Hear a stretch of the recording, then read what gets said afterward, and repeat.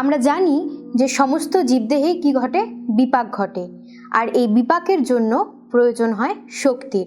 এবার এই শক্তি আমরা কোথা থেকে পাই? এই শক্তি আমরা পাই আমাদের খাদ্য থেকে। সবুজ উদ্ভিদেরা এই খাদ্য যে পদ্ধতিতে তৈরি করে তাকেই আমরা বলি সালোক সংশ্লেষ।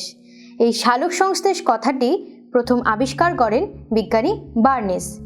ফোটোস কথার অর্থ হলো আলো, আর সিনথেসিস কথার অর্থ হলো সংশ্লেষ, আর এই দুয়ে মিলেই হলো কি সালোক সংশ্লেষ। তাহলে সালোক সংশ্লেষ আমরা কাদের বলবো?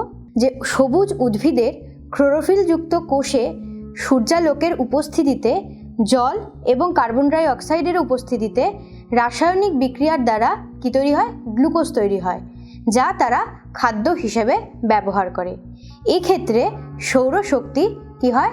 রাসায়নিক শক্তিতে পরিণত হয়। সম্পূর্ণ ভিডিও দেখতে ডাউনলোড করো আচার্য অ্যাপ।